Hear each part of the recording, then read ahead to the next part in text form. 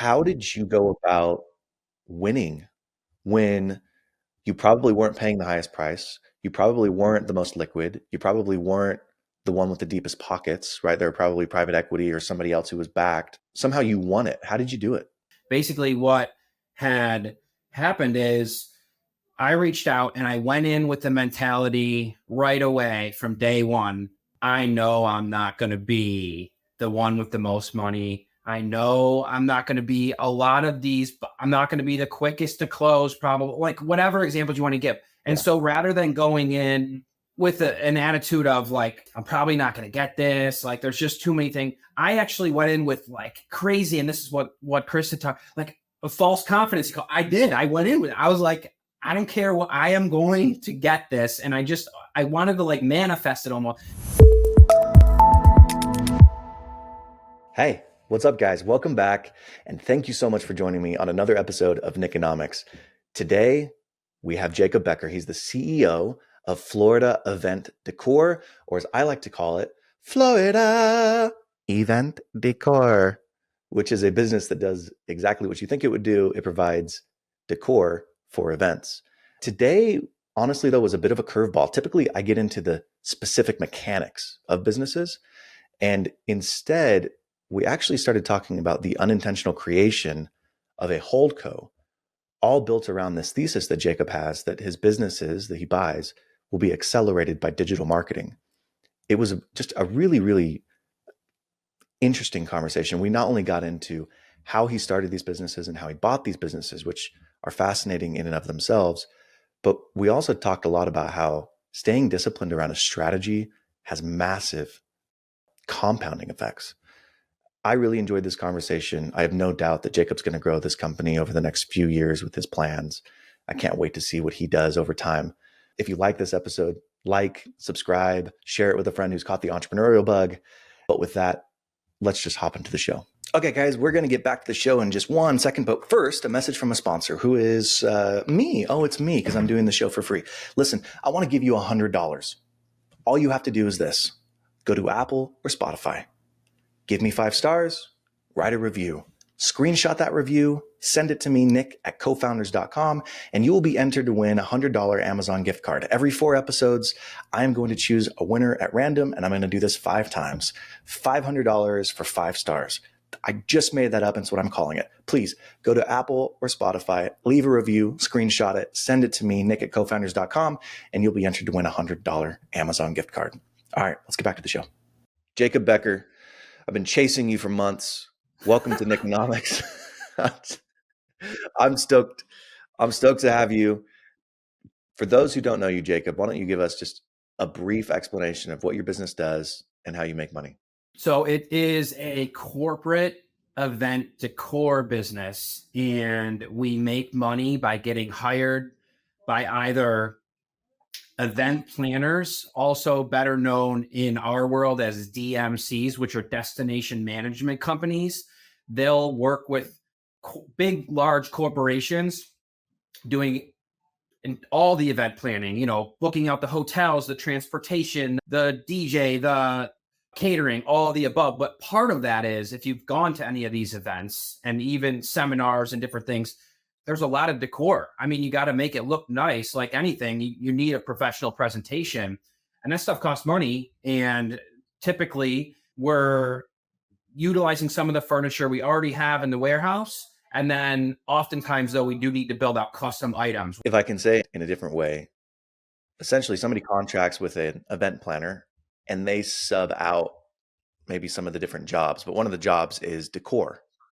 Yeah. And so your company might come, maybe it's a Ninja Turtles themed corporate event, or it's a Barbie themed corporate event. And your team is the one that's coming in and building those set pieces, et cetera. Like you started to touch on it. Do you have just a big warehouse where you keep a bunch of stuff? Yeah. And by the way, we've done both of those themes, which is funny. And this, just to answer, before I answer your warehouse question, the DMCs, so to speak, they're about 75% of our business. About 25% and growing is the corporations coming directly to us. Wow. So that's an area that we're really ramping up. Okay. So the corporations may have their own internal like on The Office with Phyllis and the party planning committee. They may have their own person who's kind of managing this stuff, and they're like, oh, we need to pull this stuff together. Cool. We'll reach out to Jacob's company. And what is the name of your company? Florida Event Decor.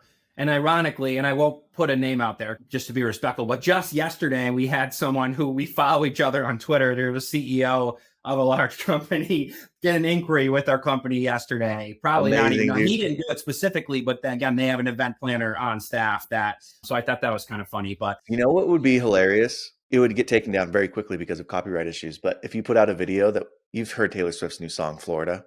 okay, yeah. Then so the name of your company is Florida Event Company? Decor, a Florida Event Decor. Florida Event Decor. If it was like, Florida Event Decor is a hell of a drug. Florida Event Decor. I gotta get right on that. I gotta, as soon as we hang That up would be here, hilarious, dude. I That gotta would get be the wheels so... in motion. So to answer your question on the warehouse, yes, we have 20,000 square foot warehouse. And I think at some point we'll probably get a bigger space, but for now it's good, and then we have the warehouse and then the office portion of our facility. And so you walk out there and it's just tons of cool different items. I mean, there's like pirates, there's like the Moon Man from MTV, if you remember that, because that's a real popular theme, the 80s and 90s and that. Like, so we need some of these things to bring the event to life. And so a lot of these things we do keep, a lot of them we don't keep and we throw them out, which just sounds crazy. We use them for one event and throw them out, but it's just part of the game. And then out there is also a huge section for our carpentry and scenic team where they're building, and you just cool stuff. I mean, they're always doing something cool and building this and an archway. And we just, like a cool example earlier this year was Super Mario Brothers, like building a Super Mario Brothers land. I won't say for the company, but yeah, it's a huge company that everyone knows. And yeah, so it's cool to just do all these neat things. This is so awesome because you're in Orlando. Yeah. And there are big companies based in Orlando that work out of Orlando. And you're also in one of the hubs in the United States that's like the convention hub, right? Vegas is a convention hub. Orlando's a convention hub. Phoenix surprisingly has a ton of conventions because it's just one of those warm weather cities. So I'm sure you're like, I was dealing with a big company the other day. I can't say their name, but it rhymes with Mexon Doble. And you're like, that's what I should have done, huh? And Nick, to that point, by the way, is honestly, almost none of our business comes from Orlando, like maybe a couple percent. It's businesses all over the country that are coming to Florida and putting their events on. And we go all over Florida. Orlando's probably 60% of our business out of the Florida type stuff. And we go beyond Florida too. We got an inquiry. I was just typing an email before this for Texas. I'm glad that you and I have spoken a few times, and I peppered you with questions before we've actually had this conversation, because you said something in there that if I was listening, I'd be like, that doesn't make any sense. You're based in Orlando. How the freak are you getting people from around the country to reach out to you that are coming there for events? And I think this is like a good spot for you to kind of give background on yourself. I know you hate talking about digital marketing, but this is not your first company. You bought this events business 8 months ago. Can you talk just a little bit about like, what was your history before this and how did you even get into buying this business? Well, I'll give you the shortest version possible, but yes, it all started with the digital marketing. That is something that I just started from scratch. I really had no idea what I was doing. That was maybe like 13 years ago. I still have the company today. And I just started like learning and watching YouTube videos, and then met with a couple of local people that my sister had a local consignment store that I was doing stuff for them. And people are coming to the store like, oh, who's doing your stuff now? My mom was the store manager. And she was like, hey, people keep asking who's doing our Facebook stuff now. I'm like, all right, maybe I'm kind of good at this stuff. And so the entrepreneur in me came out, just started watching, learning, just dove head first, got a couple clients. And then you do good. Business owners tend to hang out with other business owners. So you do a good job for a couple, yes. They introduce you, blah, blah, blah. So it snowballs. And so that was really me for several years, is just straight digital marketing and building that agency. But along the line, I realized this is not my end all be all.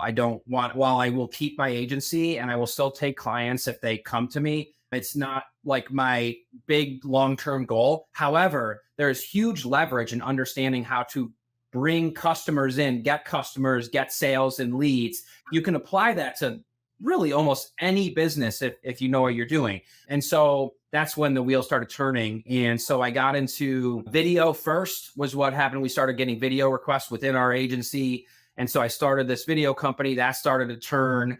And from there, just in the city I was in, which is Buffalo, I moved to Florida 4 years ago, is I added on photo booths and then DJ and then photography. So then now I'm in the full blown event space. So then I Interesting. have all these different add-ons, so to speak, but then combine them. Well, oftentimes people will book everything. And so that introduced me to the event space. And then from there, So, I had moved to, yeah, go ahead. so just pausing there for a second. So you're doing this digital marketing company that sort of expands into the event space. Are you still doing all of those things Yeah. with that company? Oh, you are. Okay. And how big is that company currently? One I was just mentioning, the video Yeah, photo booth. the digital marketing. Yeah, it's not huge. It's like, the digital marketing is its own company. So the video I spawned off, and then the video added on, and then DJ, and then photo booth, and then photography, because those are more event driven things. Digital marketing can be used for events to sell tickets and all that, but typically, there's other people that are going to be better for that. So that's my introduction into the event space. I come to Florida, blah, blah, blah, still launching things, bought a doggy daycare, and they're just again, and that's all with the confidence of I can leverage the digital marketing agency and apply that to any business I go in, knowing I can get business, because Yeah. that is you can have the most beautiful restaurant on planet Earth, but if you can't get people in the door, whatever example you want to use, you're at a huge disadvantage. So that's an advantage for me. And ultimately the event, this one, Florida Event Decor, popped up online. It was people ask all the time, because we're in the space of this real growth in buying businesses. And this would have been January 23. So about 17 months ago. It was literally just listed on Biz Buy Sell. There was I didn't get some backdoor, as broker, I crap on Biz Buy Sell all the time because I'm like, oh, why would you go to Biz Buy Sell? Those are the crappy deals, blah, blah, blah. But I'm going to give them their flowers here.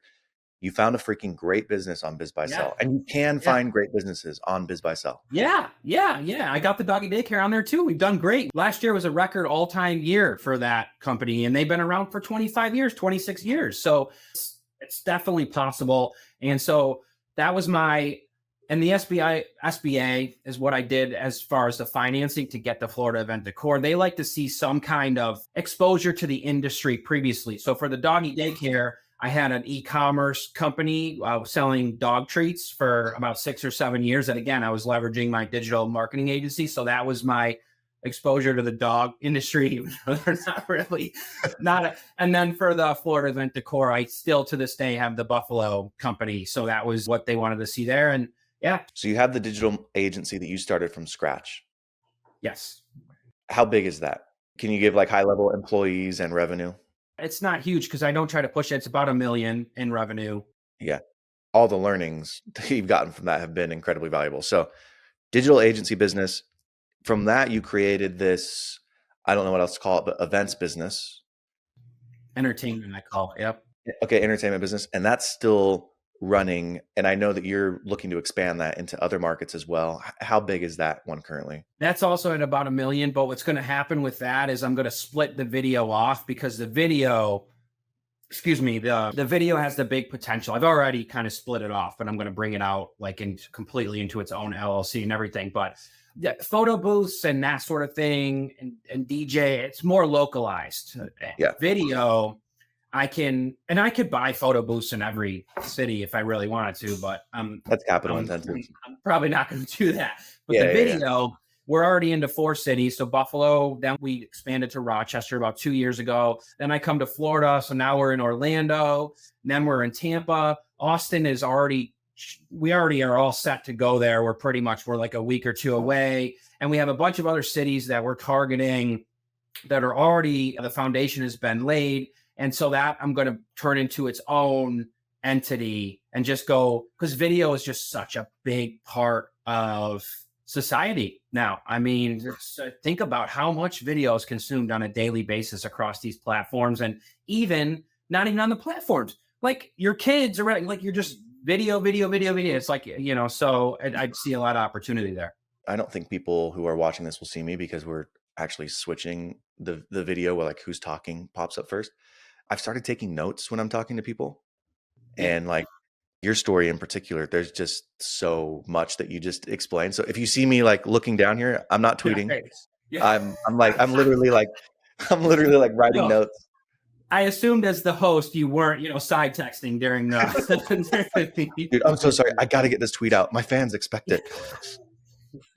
It's funny. Chris and I will be on conversations, and I like to Zoom with him because I like to see people when we're talking.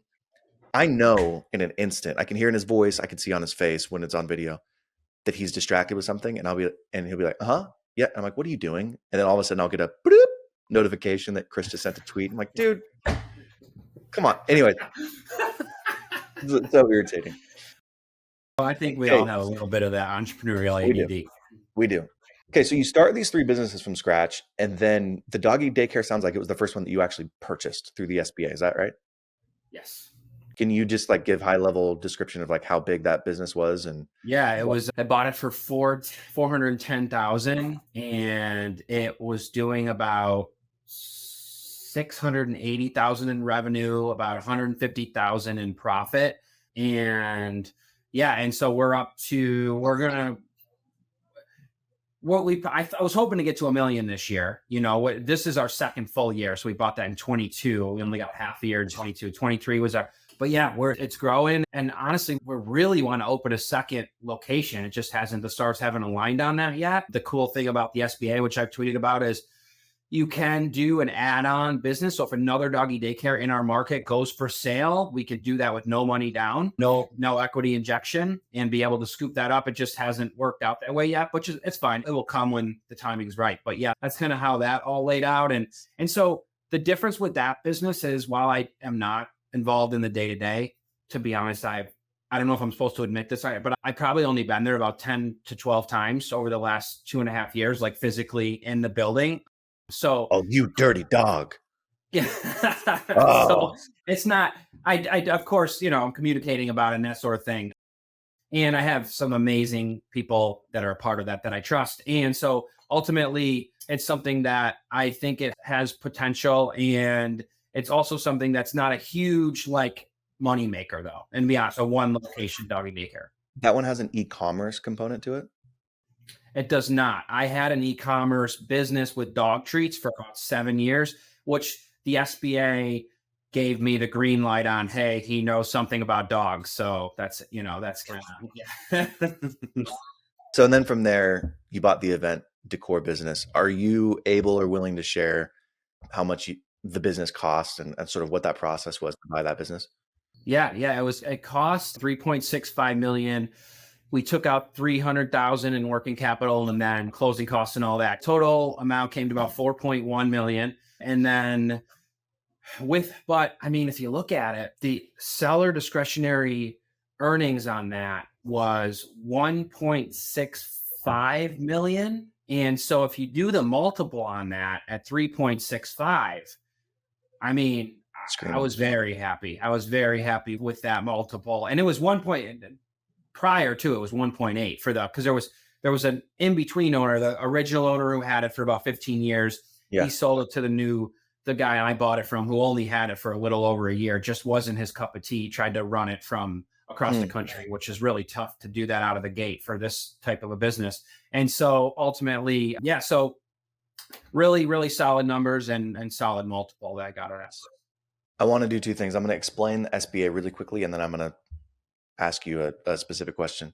For those who don't know, the SBA, the Small Business Administration, has a loan program for businesses that you're purchasing for $5 million or less. I shouldn't say that. They will lend up to $5 million on the purchase of a small business. So you could theoretically buy a $7 million business and you get a $5 million loan from the SBA and you put $2 million in. But anyways, let's just speak broadly. It used to be that the $5 million was your cap. And now the SBA will allow you to go up to the $5 million cap per industry. So for example, doggy daycares are a very different industry than event decor. So you could have theoretically gone 5 million in doggy daycare. If you want to expand into another market, you have that option there with the SBA. You're kind of tapped out. Maybe you have $1 million left in the event decor business, but you could probably pivot and you could buy a digital agency, you could buy something else. And that's one of the cool key changes that the SBA made recently. The question I want to ask you though is that event business was very competitive to get. There were a lot of people reaching out. There were a lot of people who were interested because, of course, those are big numbers. Ooh, 1.2 and it did 1.8 the year before, and you're only selling it for 3.6 or like what, somewhere in those numbers. How did you go about winning when you probably weren't paying the highest price? You probably weren't the most liquid. You probably weren't the one with the deepest pockets, right? There were probably private equity or somebody else who was backed. Somehow you won it. How did you do it? And by the way, on the $5 million loan on the SBA, I'll give one more extra thing on that. They are starting to do loans over 5 million. The bank is starting to get involved where they'll give you the rest on that. So I thought I've seen that happen more and more. So I thought that'd be cool to mention. But as far as getting picked for this business, and your business partner had talked about this particular thing a little bit, because him and I had spoke at SM Bash and he had the keynote there and he had talked about this particular thing about me getting picked for this business. And basically what had happened is I reached out and I went in with the mentality right away from day one. I know I'm not going to be the one with the most money. I know I'm not going to be a lot of these. I'm not going to be the quickest to close, probably, like whatever examples you want to give. And so rather than going in with an attitude of, I'm probably not going to get this, there's just too many things, I actually went in with like crazy, and this is what Chris had talked, like a false confidence. I went in with it. I was like, I don't care what, I am going to get this. And I wanted to like manifest it almost. And so I went in and my approach was this: relationship. It's, to me, I believe, and I don't have data and I haven't taken like tons of sales courses and all that, but just in my own experiences, to me, it feels like people want to work with and they choose people they like, people that they vibe with, that sort of thing. And that's an area of strength for me. And I've read, I forget what book it is, but it talks about your unique, I think it's like 10x something, but not Grant Cardone, but it talks about your unique ability. And analyze that. What is my unique ability? Because honestly, I'm not great at anything. Like, I don't know. I'm versatile, very versatile. So what I actually arrived at is my unique ability is people. As I get along with mostly everyone. I'm able to relate. I actually care. And so these types of things. And so that was my unique ability. So I went into this thing. I remember the first meeting with him, he gave me his business card. Business cards are like kind of dated or whatever.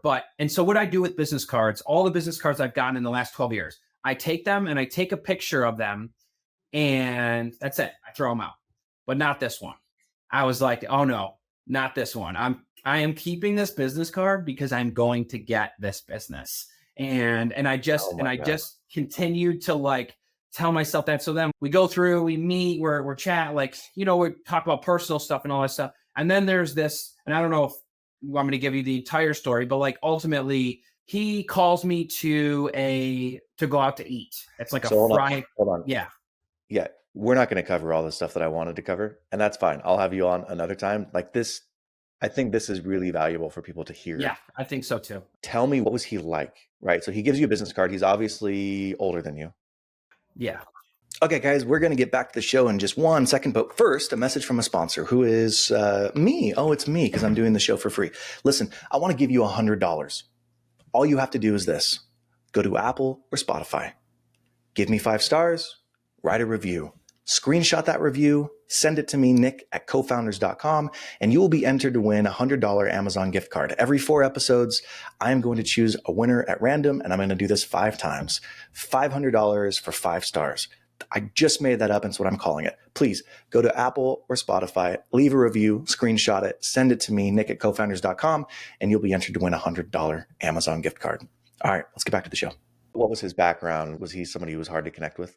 I don't know, with the world of the internet, I don't want to go, but ultimately, okay, that's fine.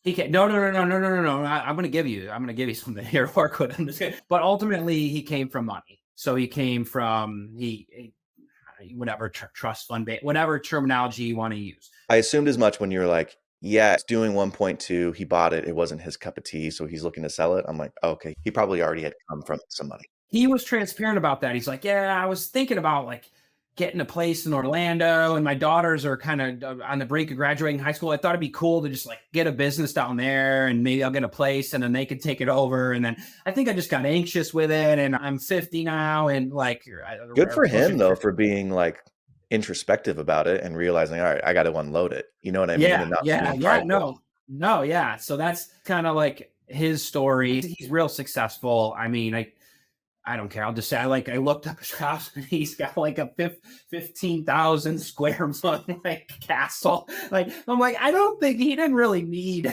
this business. It was just like a possible thing for him.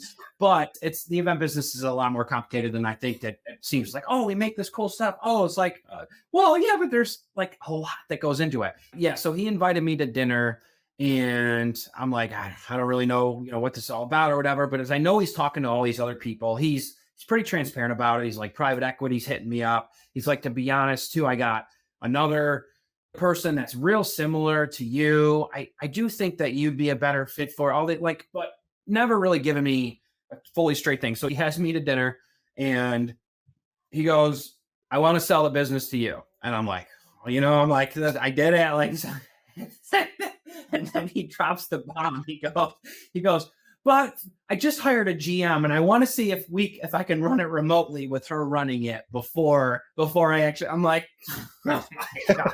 So you kind of built me up there to let me know, but Yeah. Yeah. but it didn't even change to, again, back to the false confidence and just believing in yourself and believing that, this is meant to be sort of thing, manifest it, whatever term you want to use. I don't, whether you believe in that stuff or don't, I personally do because I have so many examples throughout my life that I feel that I've put my mind to something and it ends up happening. So I didn't walk away from that meeting discouraged. I just said, all right, there's going to be a little delay. I know the events business. I know this guy is not going to, it's just, he's going to come a point. I don't know if it'll be in a month, 3 months, 6 months, 2 years, and I'm going to be the person he calls. So I'm just going to be patient. So I'm just going to move on with my life and I'm going to just put it on a mind and I'm going to wait for the phone to ring.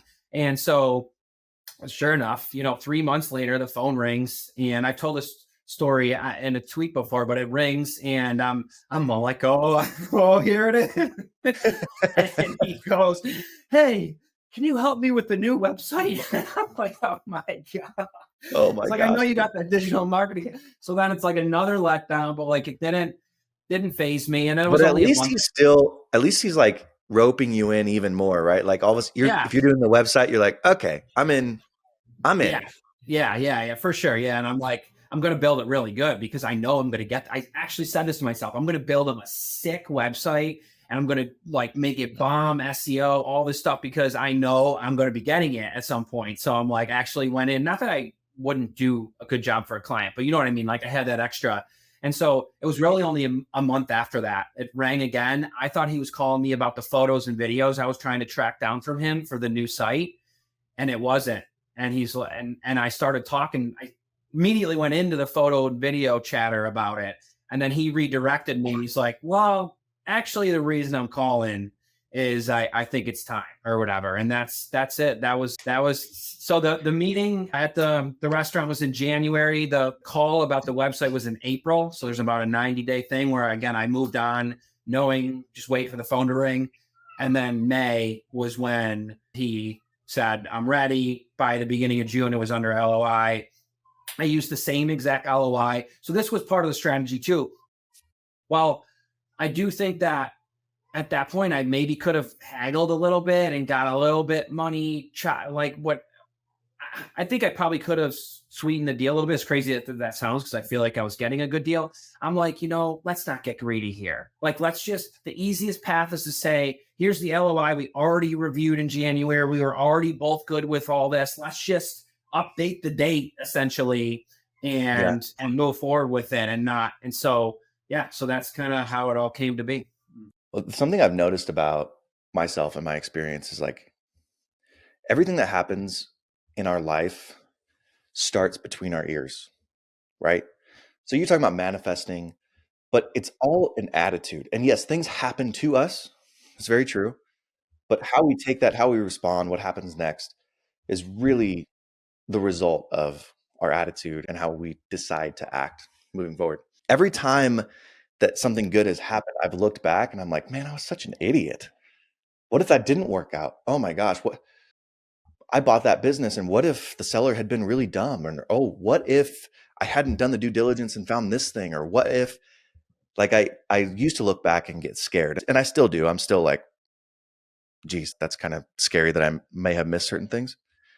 But but I feel like if you're not to the place where you look back and cringe a little bit at the way you're acting, Yeah. like you probably left some stuff on the table. Yeah. And like you just want to be able to go for it. To your point too, like it's easy to feel like, well, I could probably get a better deal. I could probably negotiate something, but at a certain point, once it's negotiated and you're about to get it, a bird in the hand is much better than two in the bush. So it's like just close the deal, right? Like don't get greedy. I've seen too many deals blow up because people got greedy.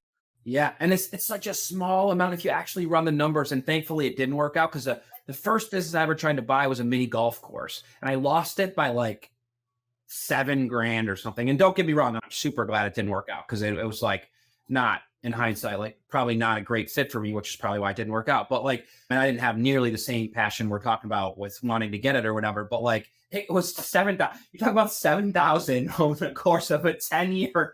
Like, it's like I don't know. Yeah. I have no idea. $50 a month, whatever it is, and like that's what I was being so cheap about. And that I'm glad that lesson happened because I'm like, if this is going to change my life or even level me up in life and bring me an additional level of prosperity and all these other things that come with, buying a good business, if you do it right, don't get lost over some minuscule amount, like even $100,000 difference when you're talking about this size of a business. I mean, even at the 1.6 million in profit, my loan's about 50,000 a month. So it's about 600,000 a year in debt service. And so you look at that, let's say it was 52,000 a month because I paid an extra 100. I mean, is that gonna, in the grand scheme of things? So Well, and I think like developing this muscle of knowing what is a big deal and what is not a big deal is so important in entrepreneurship. And it does take time because the first time an employee shows up drunk at work, it's always a big deal. Don't get me wrong. But you're like, it ruins your whole week. You're like, oh my gosh, I got to fire Brian. This is going to be a terrible thing. And then a few years later, after many events, you're like, okay, yeah, I got to deal with Brian this week. Right. And it doesn't derail your week. Maybe you have a bad hour, but you just learn that there's a level to the magnitude of problems. totally. And it's that maturation process that I think makes you more successful as you go down the road because you're like, oh, I have experience to draw on. This isn't necessarily the end of the world. So knowing what is a big deal and what isn't a big deal is one of the muscles that you kind of develop over time as an entrepreneur. Totally. And that's when the growth happens in those moments because so many people crumble when like, oh gosh, this went wrong and they messed up this and like, oh, the client's going to be so mad and like and you're freaking out because you haven't really went through and a lot of people bail and that's all she wrote for them in that moment. Like they're not able to get through that because you do have to be able to like go through those moments to then get to the point you're talking about where at the seventh time it happens, it's like, here we go. I know how to do this. I know how to handle. And you grew. So that's what they talk about with the hard moments is what bring out the growth in that. Because if you don't go through those hard moments, you're not able to get to the point of that 17th time that it happens and be able to know exactly how to compose yourself, be a leader and show the calmness amongst, because as a leader, you want to be the calm presence and it's all good. Everything's fine. We're going to handle it, but you have to work to that point. And so that's why the growth happens in those tough moments. A lot of people on Twitter are, holdco is kind of the new sexy word. Yeah. I've never heard you describe it as this, and I don't even know that you think of what you have as a holdco. But you've built a holding of small companies. But I think what's really interesting about the way you've built it is intentional or unintentional. You've built it around this thesis of digital marketing as the accelerant. And so you had obviously your first business, which was an agency, and then the entertainment business. I'm sure you're using digital marketing, the doggy daycare. You had an e-commerce business at one point, and now you have the events business, the event decor business. That, as you said, the majority of your customers, 75% or somewhere in that ballpark, are coming from out of state. They're not even local people. And how do out of state people find you? It's through SEO and digital marketing and pay-per-click stuff. You got it. You got it. I wonder though, have you ever sat down and thought like, yep, I'm interested in buying companies that I can accelerate through digital marketing? Or has that just been like de facto the way you've operated and you've never really articulated it that way? I never articulated it. It just happened. It's just sometimes you're just so fast moving. And as an entrepreneur, you're just go, go, go. And I'm going to figure this out. And that's now I do. Now I can reflect and realize, wow, I literally owe it all, even from the video side of things, from the very first add-on business, so to speak, was like, it was all driven by, because we rank for anything you search for video in that city. Like we're coming, so no, in hindsight, now I can attribute it to that. And also I do know that going forward that any businesses now, but at the time, no, I didn't put it all together that way. I see a lot of entrepreneurs too who are like me. I fall into this category many times. Chris, my business partner, we fall into the category where it's like, oh, that seems interesting. I want to learn that and do that. Oh, this business seems interesting. I don't know anything about it, but how hard could it be? It's got $1.5 million of seller discretionary earnings. And you're buying the business or you're attracted to the business because of the promise or because of what the potential upside is. And I think, again, knowingly or unknowingly, you've done this thing where you've decided to leverage your strength and accelerate those businesses based on a skill set that you have and a business that you have that can be accretive day one. And I think it takes a level of maturity for most people to be okay with saying, look, this is the thing that I'm good at, and I'm just going to double down on it, because many of us are just distracted by other things. And it's admirable the way you built it. Well, thank you. Yeah, I appreciate that. And I'll make a point on this that I think is important. While, we tell this whole journey of my last, we'll call it about 13 years or so in this condensed little 30 minutes or whatever. But I want to make one thing clear that I think is relevant to anyone that would stumble across this, is that even from the digital marketing standpoint, none of that was an accident. I'm not saying anyone thinks it's an accident, but what the point I want to make is the amount of hours that I put in watching videos, going to seminars, reading books, learning this course. I'm going to get this. I'm going to do this. I'm going to become great at this. I'm like, all to just become this incredibly seasoned digital marketer. And then even when I decided I was going to get into business buying, and whatever you think of her, it just happened to be the first course I took, but I took Cody Sanchez's course like 4 years ago because she found me online. But the point after that is I watched that one. I remember I did a call with her and her business partner, because that was, again, she was not what she is now. Is she did a call as part of the thing or whatever. And ultimately just as an example from there. And then I just started studying buying businesses. And it wasn't for 2 years after that I officially got the first one, or a year and a half or so. But the point I'm trying to make is, whatever it is, you have to put in the time. You have to, all this stuff that we're talking about, and it just didn't happen by accident. It was all like time and effort. I talked to somebody recently at her company, and they said her husband is very good about reminding them when they're looking at businesses, where he asked the question, is this a social media accelerated business? Right? Because she has a massive social media following. So she's not buying businesses that can't be accelerated by social media. And like, just getting to the point where you've distilled a thesis is incredibly valuable and incredibly important. The other thing I would say is, like, I talk to a lot of people who are buying their first business. And like you said, you spent all this time getting a skill, learning, going to school, getting experience. I worked in home health and hospice for 10 years before I bought my first business. And my first business was in healthcare. Why would I get all of this experience and then buy a doggy daycare? Yeah. Right? For It me, doesn't make sense. it doesn't make any sense. Get the bag, secure the bag, earn your nut, buy your business in an area that you have expertise, and then you can expand out. That's totally fine. But go with what has gotten you here leverage that, and then you can stand out. Totally, because you can build on it, and there'll be more to come. It's not going to be the end of the. So like you have to stay in that industry. You know, Yeah. it's cool when you get to reflect on things. I know you have a hard stop in 2 minutes, so I have two questions to ask you. I don't get to ask all my regular questions, but first question is, if you have a break in your day, 2 hours, and no kids, no work, you don't have to do anything, what are you spending your time on? What are you obsessed right now with? I would go and look at the numbers of. And you're Okay. saying what can I?